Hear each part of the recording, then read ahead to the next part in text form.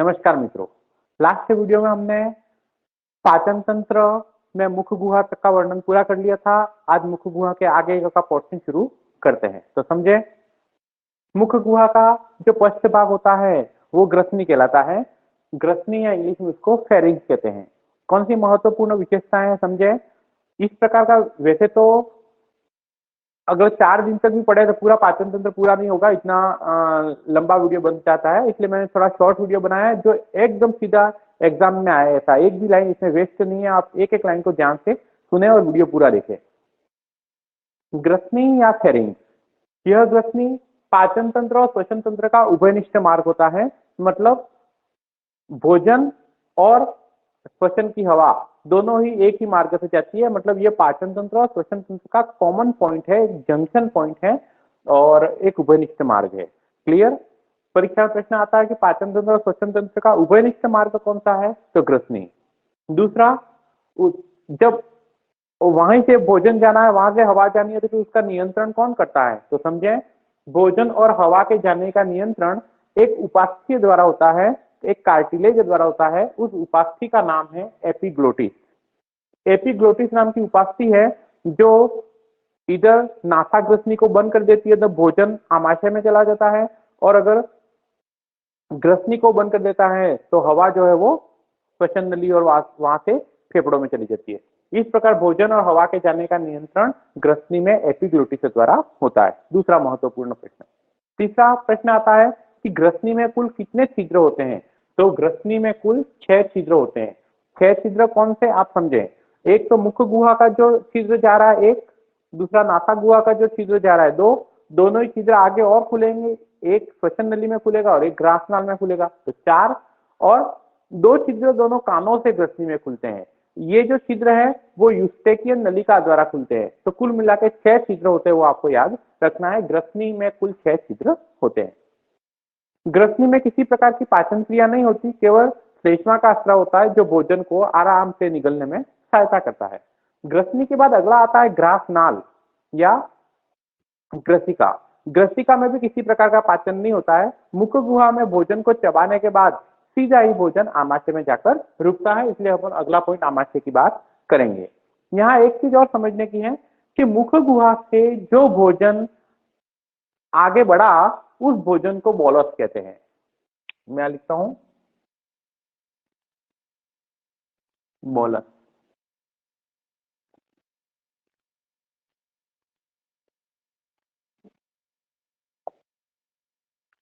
मुख गुहा में भोजन को चबाने के बाद अब वो भोजन जब मुख गुहा से आगे की ओर बढ़ता है तो ऐसे भोजन को अपन बोलस कहते हैं। तो ये बोलस ग्रसनी और ग्रसिका से होता हुआ आमाशय में प्रवेश करता है। ठीक इसी के साथ एक और शब्द मैंने यहाँ पे लिखा हुआ है, काइन। ये क्या है समझे। आमाशय से भोजन पचने के बाद जब आगे पहुंचता है तो आमाशय से निकला हुआ भोजन काइन कहलाता है और मुख गुहा से निकला हुआ भोजन बोलस कहलाता है। दोनों शब्द क्लियर। चलो अब वापस आ जाते हैं आमाशय पे। आमाशय एक भोजन का बड़ा थैला होता है जहां पर अब भोजन 2 से 3 घंटे तक, 2 से 2.5 घंटे तक भोजन वहां पर रुकता है। तो क्या होता है समझे, तो आमाशय में पाचन क्रिया 2 प्रकार की होती है। एक तो यांत्रिक पाचन और एक रासायनिक पाचन। यांत्रिक पाचन मतलब मैकेनिकल डाइजेशन का मतलब यह है कि ऐसा पाचन जिसमें किसी प्रकार के एंजाइम की या किसी प्रकार के रस की जरूरत नहीं होती। तो ये पाचन कैसे होता है समझे। आमाशय की भित्ति 4 परतों की बनी होती है। उसमें जो तीसरी परत है वो तीसरी परत मांसपेशियों की बनी होती है, मस्कुलर लेयर होती है।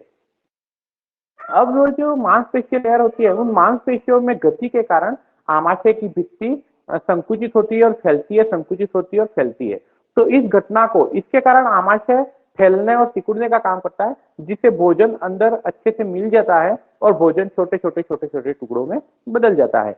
यह क्रिया क्रमाकुंचन गतिया कहलाती है। तो यांत्रिक पाचन विशेष प्रकार की गतियों द्वारा होती है। उस गति को क्रमाकुंचन गतिया या पेरिस्टाल्टिक मूवमेंट कहते हैं।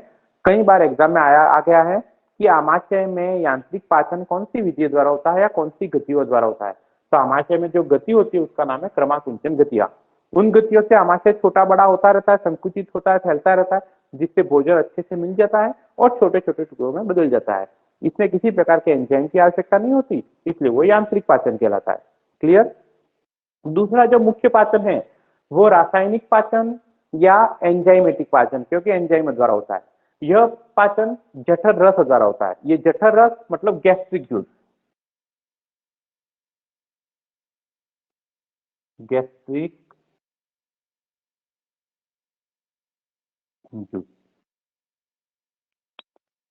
आमाशय में 3 प्रकार की मुख्य कोशिकाएं पाई जाती हैं। इन कोशिकाओं द्वारा अलग अलग प्रकार के एंजाइम या अम्ल स्रावित होते हैं जो मिलकर और जठर रस का निर्माण करते हैं। तो कौन कौन सी कोशिकाएं हैं वो भी याद रखना है, और प्रत्येक कोशिका द्वारा कौन कौन सा हार्मोन या कौन कौन से एंजाइम या कौन सा रस पैदा होता है वो भी आपको याद रखना है। तो समझे। आमाशय में पहली कोशिका होती है ऑक्जेंटिक कोशिकाएं या पेराइटल कोशिकाएं। यह ऑक्जेंटिक कोशिकाएं या पेराइटल कोशिकाएं HCl मतलब हाइड्रोक्लोरिक अम्ल का निर्माण करती है। यह हाइड्रोक्लोरिक अम्ल का पीएच 0.5 से 1.5 के बीच में आमाशय में होता है। तो पहला प्रश्न, यह बिल्कुल एक तेजाब की तरह कार्य करता है। तो सबसे पहला प्रश्न तो यह है कि इतना तेज तेजाब जैसा जो अम्ल है, अगर वो आमाशय में होगा तो आमाशय तो बिल्कुल सॉफ्ट है, तो आमाशय की भित्ति गल क्यों नहीं जाती। तो समझे, आमाशय की जो आंतरिक परत होती है वो श्लेष्मा की बनी होती है। जब आमाशय की यह परत श्लेष्मा की बनी होती है तो श्लेष्मा उस हाइड्रोक्लोरिक अम्ल या HCl के प्रभाव को कम कर देता है, जिसके कारण वह भोजन पर तो अपना प्रभाव दिखा पाता है लेकिन आमाशय की भित्ति पर अपना प्रभाव नहीं दिखा पाता। क्लियर। दूसरी कोशिकाएं है मुख्य कोशिकाएं या जाइमोजन कोशिकाएं या जाइमोजन सेल। यह जाइमोजन कोशिकाएं या मुख्य कोशिकाएं पेप्सिनोजन हार्मोन का स्राव करती हैं। यह पेप्सिन का निष्क्रिय रूप है। HCl की उपस्थिति में यह पेप्सिनोजन पेप्सिन में बदलता है और फिर प्रोटीन का पाचन करता है। तो ऑक्जेंटिक कोशिकाओं द्वारा HCl और जाइमोजन कोशिकाओं द्वारा पेप्सिनोजन का स्राव होता है। क्लियर। और तीसरा है कलश कोशिकाएं या गोबलेट सेल। कलश कोशिकाएं या गोबलेट सेल द्वारा श्लेष्मा या म्यूकस का स्राव होता है जो भोजन को लसलसा और चिपचिपा बनाता है। तो इस प्रकार HCl, जाइमोजन, पेप्सिनोजन और श्लेष्मा ये तीनों मिलकर जठर रस का निर्माण करते हैं। मतलब जठर रस में ये तीनों मुख्य चीजें होती है। यहाँ तक थी। अब काम क्या है, सबसे पहले यह HCl जो है वो पेप्सिनोजन को पेप्सिन में बदलता है। ये है पेप्सिन। क्लियर। पेप्सिन क्या करता है, पेप्सिन प्रोटीन के पाचन के लिए उत्तरदायी है। यानी आपको याद रखना है, परीक्षा में प्रश्न आता है कि प्रोटीन का पाचन कहां से शुरू होता है, तो आमाशय से। दूसरा पॉइंट, प्रोटीन का पाचन आमाशय में कौन करता है, तो पेप्सिन। बनता क्या है तो समझे, प्रोटीन पर जब पेप्सिन क्रिया करता है तो पेप्टोन और प्रोटियोज बनता है। पेप्टोन और प्रोटियोज बनता है। ये प्रोटीन का पूरी तरह से पाचन नहीं हुआ है, यह प्रोटीन का आंशिक पाचन हुआ है। तो प्रोटीन का आंशिक पाचन हुआ है। इसके बाद अब जो भोजन है जिसमें अब भोजन का आंशिक पाचन हो गया है, पूर्ण पाचन नहीं हुआ है, इस प्रकार आमाशय में उपस्थित इस भोजन को अपन काइम कहते हैं। क्लियर। तो ये तो बात हो गई आमाशय की। अब आमाशय से यह काइम आगे कहां जाएगा, छोटी आंत में। जैसे ही छोटी आंत में जाएगा तो छोटी आंत के 3 भाग है, ग्रहणी, मध्य आंत्र, शेषांत्र। तो यहां देखें, बात करते हैं आगे छोटी आंत की। छोटी आंत का पहला भाग है ग्रहणी या ड्यूडेनम। दूसरा और तीसरा भाग मध्य आंत्र और शेषांत्र, उसके बारे में बात करेंगे। सबसे पहले बात करते हैं ग्रहणी की। ग्रहणी में जैसे ही भोजन जाता है तो ग्रहणी का संपर्क यकृत में पित्तरस से होता है, पित्ताशय से होता है, और अग्नाशय से अग्नाशय रस से होता है। तो कुल मिला के जैसे ही भोजन ग्रहणी में जाता है तो ग्रहणी में यकृत से पित्तरस का स्राव होता है। यकृत का संबंध पित्ताशय से होता है, वहां पित्त इकट्ठा होता है। यह पित्त भोजन ग्रहणी में जब जाता है तो पित्ताशय से पित्त रस भी ग्रहणी में आ जाता है। दूसरा, अग्नाशय से जो पाचक रस होता है, जो पेंक्रिएटिक जूस होता है या जो अग्नाशय रस होता है, वो भी भोजन के साथ साथ ग्रहणी में प्रवेश कर जाता है। कुल मिला के अब भोजन, पित्त रस और अग्नाशय रस तीनों ही ग्रहणी में आकर मिलते हैं। ठीक। अब ध्यान क्या रखना है, अभी तक आमाशय का में भोजन का माध्यम कैसा था? अम्लीय था। कैसे अम्लीय था? क्योंकि HCl हाइड्रोक्लोरिक अम्ल है, इसलिए भोजन का माध्यम अम्लीय था। ठीक, अब पित्तरस और पैंक्रियाटिक जूस दोनों ही क्षारीय होते हैं। ये दोनों ही क्षारीय प्रकृति के होते हैं। इससे क्या होगा? जो भोजन का माध्यम अम्लीय था, अब धीरे धीरे भोजन का माध्यम ग्रहण में आते ही क्षारीय हो जाता है। अब जैसे ही भोजन का माध्यम क्षारीय हो जाता है, तो अब वो एंजाइम सक्रिय हो जाएंगे जो क्षारीय माध्यम में काम करने वाले हैं।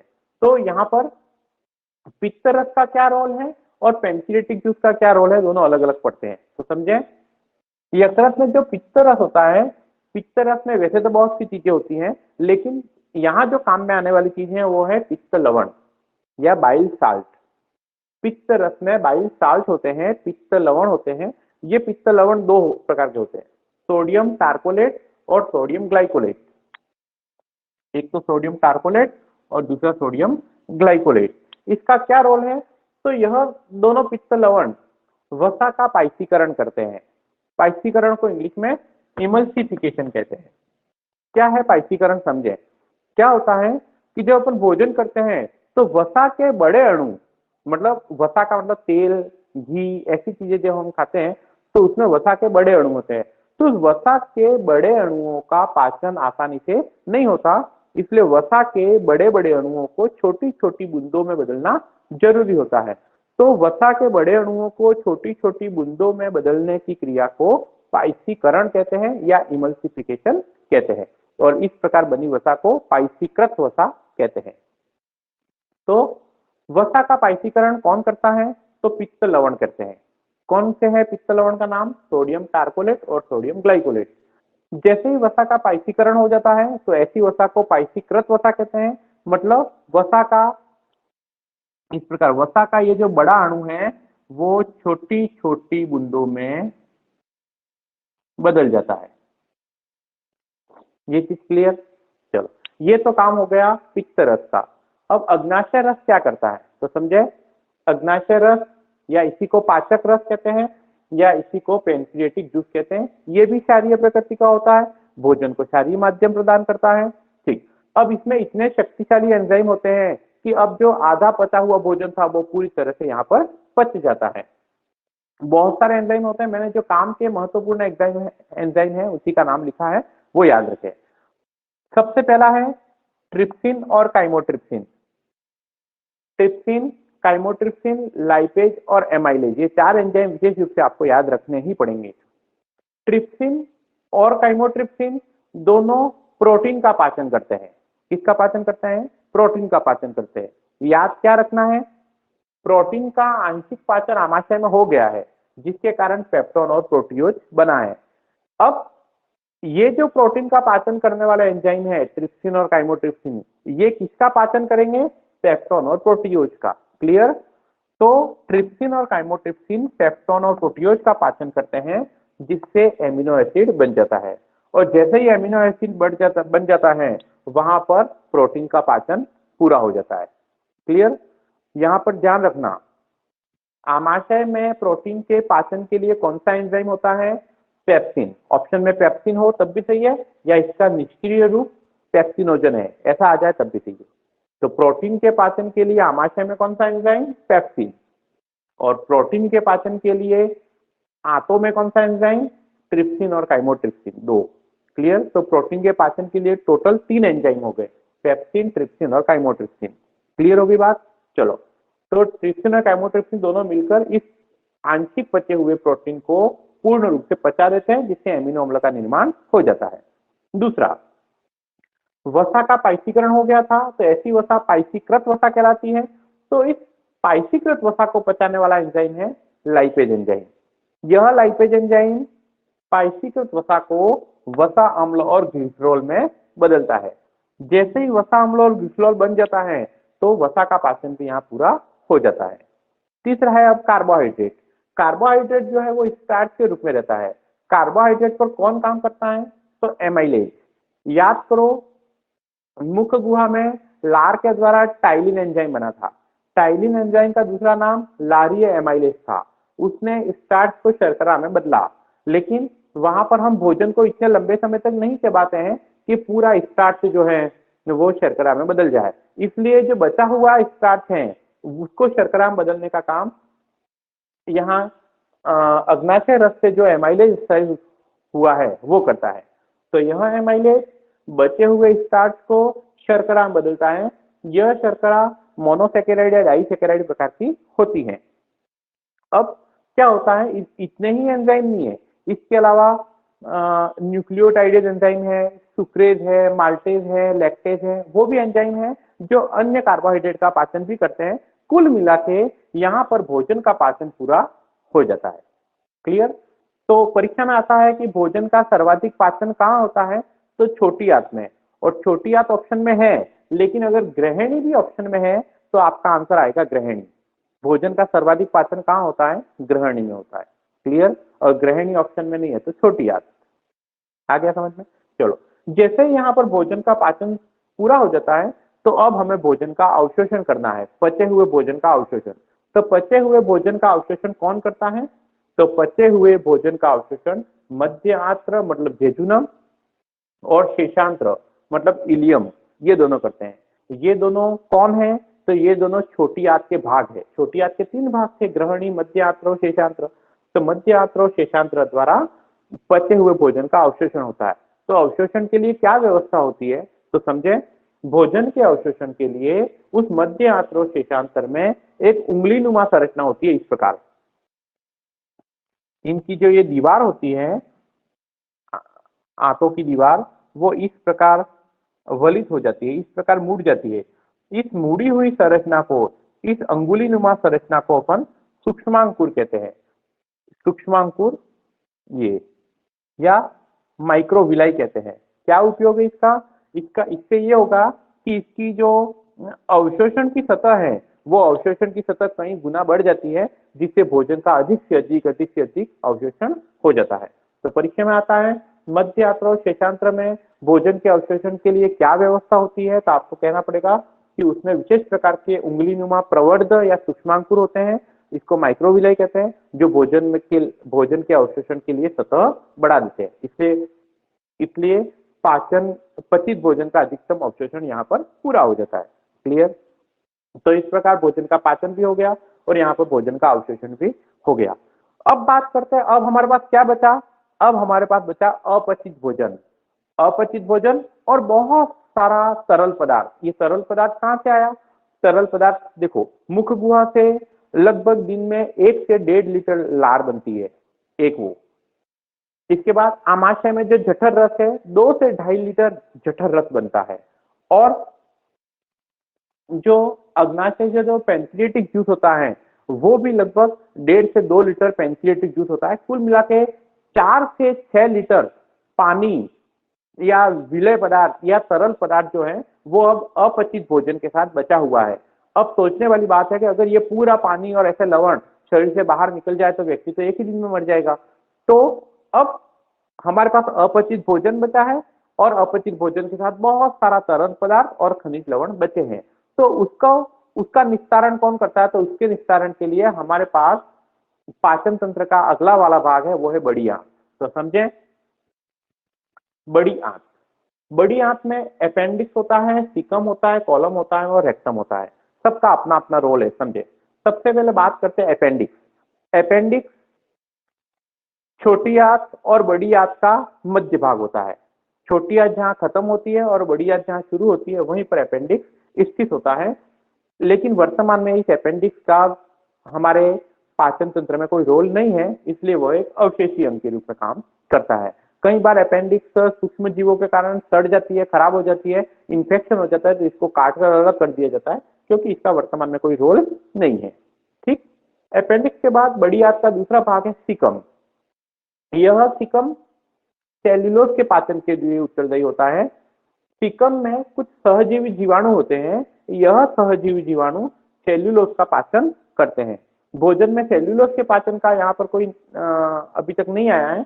तो सेल्यूलोज का पाचन एंजाइमों द्वारा नहीं होता है, सूक्ष्म जीवों द्वारा होता है, उस सहजीवी जीवाणुओं द्वारा होता है, यानी माइक्रोबियल डाइजेशन होता है। कहाँ पर परीक्षा में आएगा कि सूक्ष्म जैविक पाचन या माइक्रोबियल डाइजेशन कहाँ होता है, तो सीकम में होता है। तो वहां कौन करता है? कुछ सहजीवी जीवाणु करते हैं, ठीक है, जिससे सेल्यूलोज का पाचन हो जाता है। इसके बाद है कॉलन। कॉलन जल और खनिज लवण का अवशोषण करता है। सबसे मुख्य काम ही यही है। बड़ी आंत का निर्माण इसी काम के लिए हुआ है। परिचय में आता है कि खनिज अपचित भोजन में से जल और खनिज लवण का अवशोषण कौन करता है? तो बड़ी आंत करती है। बड़ी आंत में भी कौन करता है? कॉलन करता है। परिचय में आता है बड़ी आंत का मुख्य काम क्या है? तो बड़ी आंत का मुख्य काम ही जल और खनिज लवण का अवशोषण करता है, और सबसे ज्यादा जल और खनिज लवण का अवशोषण कौन करता है? Column, colon. क्लियर? कॉलन के बाद अगला है रेक्टम। रेक्टम को हिंदी में कहते हैं मलाशय। मलाशय का क्या काम? जब जल और खनिज लवण अपचित भोजन में से बाहर निकल जाते हैं, मतलब उसको फिर से अवशोषित कर लिया जाता है, तो अब क्या बचा? अब केवल अपचित भोजन बचा। उस अपचित भोजन अब ठोस अवस्था में हो जाता है। उस अपचित ठोस भोजन को अपन मल कहते हैं। तो यह मल, यह रेक्टम में मतलब मलाशय में एकत्रित हो जाता है, जिसको समय समय पर हम त्याग देते हैं। तो इस प्रकार पाचन तंत्र के हमने 4 काम पढ़े। भोजन का अंतर्ग्रहण मतलब भोजन अंदर लेना, भोजन का पाचन, भोजन का अवशोषण, और अपचित भोजन को शरीर से बाहर निकालना। तो मित्रों, यहाँ पर भोजन का पाचन संबंधी कार्य पूरा हो गया है, लेकिन अभी यकृत क्या है, यकृत का क्या रोल है, केवल इतना ही काम नहीं है। यकृत को जैव रासायनिक प्रयोगशाला कहा जाता है। क्यों कहा जाता है वो अपन नेक्स्ट वीडियो में जरूर चर्चा करेंगे। धन्यवाद।